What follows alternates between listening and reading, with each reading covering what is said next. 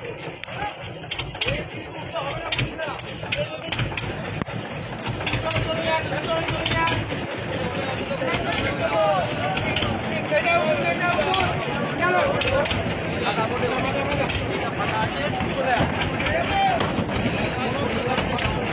देखिए देखिए देखिए देखिए देखिए ये तो गुरु गुरु गुरु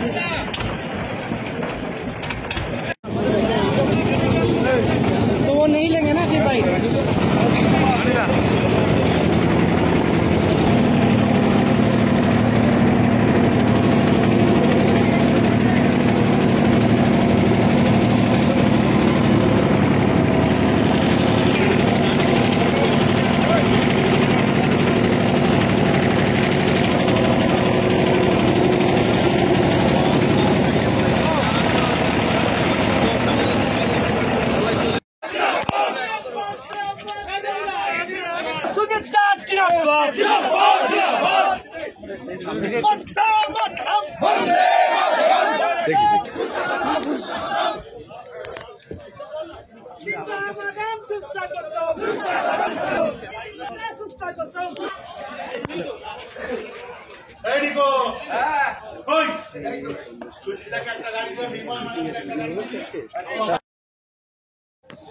জ্যোতিপ্রিয় গোলকে দপ্তরও তার থেকে সরিয়ে দেওয়া হয়েছে। তার কারণ আমরা চাই আইনের বিচার, আইন যেভাবে চলবে সেভাবেই সব হবে। কিন্তু যারা বলছেন বিজেপি এবং সিপিএম, আমি মনে করি একই সূত্রে কথা বলছেন, তাদের আগে নিজেদের মুখটা আইনে দেখা।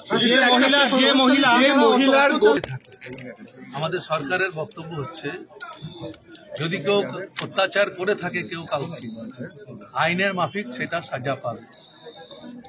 যা দাবি ছিল অ্যারেস্ট হয়েছে তাদের, এবার আইনের প্রক্রিয়ায় যা যা হবার তাই এখন এসছে, জাস্ট খবর নেব। এমনি কোনো খবর আমার কাছে নেই, কিন্তু অভিযোগের তীর তৃণমূলের দিকে না, সবই তো আপনারা যা বললেন সবই তৃণমূলের দিকে, আর বাকি সব তুলসী পাতা, বাকি সব তুলসী পাতা না। আপনারা বলতে পারেন না। আমি একটা কথা বলি, সিপিএমের সময় কত অত্যাচার শোনেন। আমি 2004-এ লোকসভা এখানে পাঠিয়েছি, আমি এখানকার ঘটনা সব জানি। সেই সময় আমাকে নির্বাচন করতে দেয়নি, কারা কি হয়েছিল সবটাই জানি আমি। যারা আজকে বড় বড় টিভির সামনে সিপিএম এর মুখপত্র কথা বলছে, আমি তাদেরকে বলে দিতে চাই, যত মাস্টার সেই সময় তৈরি হয়েছিল, সে বজিত মাস্টার থেকে অনেক মাস্টার এক একটা করে মাস্টার তৈরি করেছিল, আর মাস্টারদের কাজ ছিল হারমাতগিরি করা। তাই আমি বলি এসব কথা যেন সিপিএম না বলে। আর বিজেপিকেও আমি বলছি, আজকে যখন উত্তরপ্রদেশে যখন আদিবাসী মহিলাকে হত্যা করবার পর তাকে জ্বালিয়ে দেওয়া হয়, তখন কিছু হয় না, তখন প্রশাসন কোথায় থাকে? মণিপুরে যখন রেপ করার পর তাকে উলঙ্গ করে মহিলাদের রাস্তায় হাঁটানো, তখন দিল্লি সরকার কি করে?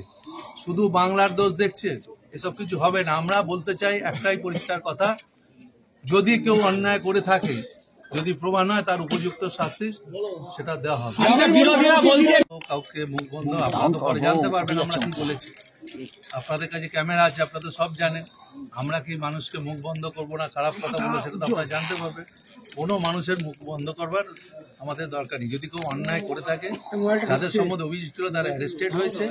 আর আমরা যাচ্ছি তার কারণ মানুষকে কাছে কথা শুনবার এবং আমাদের কর্মীদের সঙ্গে এবং আমাদের যারা নেতৃত্ব আছে তাদের সঙ্গে কথা। গ্রামবাসীরা বলছে, শোনেন আমি বলছি, গ্রামবাসী বলতে বোঝান, গ্রামবাসী বলতে আপনার সন্দেশখালীর 4-5টা যে বুথে যে ঘটনা ঘটেছে, সমগ্র সন্দেশখালীতে 16টা অঞ্চল এখানে আছে।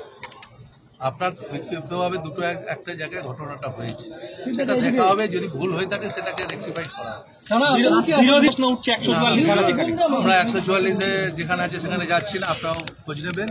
আমরা যে সাহারা অঞ্চলে যাচ্ছি সেটা 144-এর মধ্যে নেই, সেখানেই বিরোধীরা অনেক কিছুই তো বলবে। না সত্যি কথাটা কি দেখছি, সত্যি কথাটা আপনি বলুন। আসলে আমাদের বাড়ি সন্দেশখালী। সন্দেশখালী কোথায়? আমাদের বাড়ি সন্দেশখালী। বলবো সব মিডিয়ার সামনে আমরা বলবো, একটু ওপরে কি করছিল।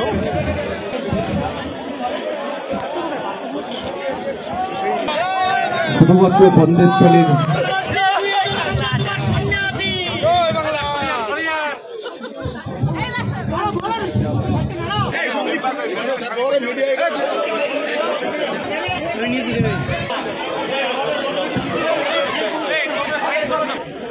মাননীয় বীরবাহ হাসদা, তো আজকের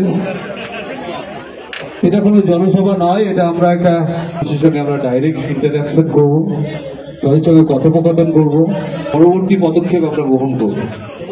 তো এই নিয়ে শুধু